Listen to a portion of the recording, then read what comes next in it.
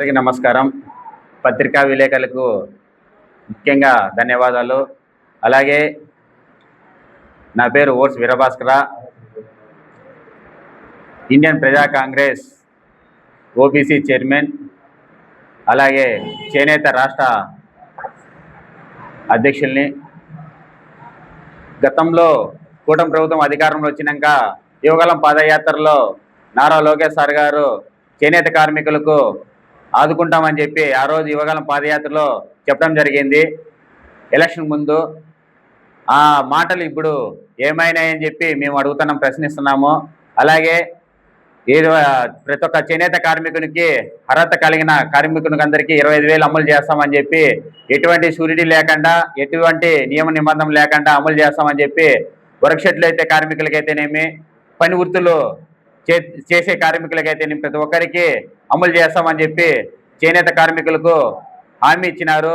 ఆంధ్రప్రదేశ్ రాష్ట్రంలో 1,21.27 లక్షల మంది పైగా చేనేత కార్మికులు ఉన్నారు మన రాష్ట్ర వ్యాప్తంగా. అలాగే నేతన సేవ కార్యక్రమంలో ఆగస్టు 7వ తేదీన కూటమి ప్రభుత్వం వచ్చిన అధికారంలోకి వచ్చిన తర్వాత అమలు చేస్తామని చెప్పి చెప్పడం జరిగింది. అలాగే మన ఆగస్టు 7వ తారీఖున అమలు చేస్తామని చెప్పి చేనేత దినోత్సవం నాబొద్దు హామీ ఇచ్చినారు. ఆ హామీకి కొంతమందికి వేయడం జరిగింది మొదటి విడతల. ఆ విడతలో కూడా చాలా ఇబ్బందికరంగా చేనేత అనర్హుల కార్మికులకి అమలు చేసినారు.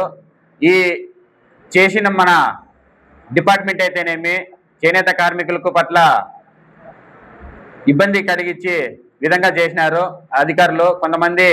అదేవిధంగా మన చేనేత కార్మికులు 2వ విడత ఇస్తామని చెప్పి 20 తేదీ నా వద్దు అమలు చేస్తామని చెప్పినారు. 2వ విడతలు కూడా, ఆ 2వ విడత కూడా ఇంతవరకు అమలు చేయలేదు. ఇలాంటి సంక్షేమ పథకాలు మీరు చెప్పడం కన్నా చేసి చూపించాలని చెప్పి మిమ్మల్ని ప్రశ్నిస్తున్నాము.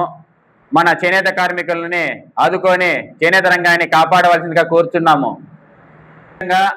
మొన్న జరిగిన రాష్ట్ర రోకులు అయితేనేమి ధర్మవరము, అనంతపురము, మన మదనపల్లి, కడప, రాయలసీమ ప్రాంతంలో ధర్నాలు, రాష్ట్ర రోకులు నిర్వహించడం జరిగింది.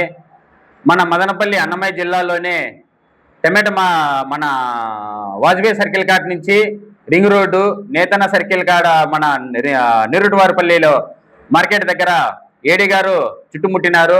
ఆ రోజు మన ఏడీ గారు ఏం చెప్పినారంటే, ప్రతి ఒక్క చేనేత కార్మికునికి రీసర్వేలో అర్హత కలిగిన ప్రతి ఒక్క కార్మికునికి అమలు చేస్తామని చెప్పినారు. ఇంతవరకు అమలు చేయలేదు. చేనేత కార్మికుల పట్ల న్యాయం చేయాల్సిందిగా కోరుచున్నాను.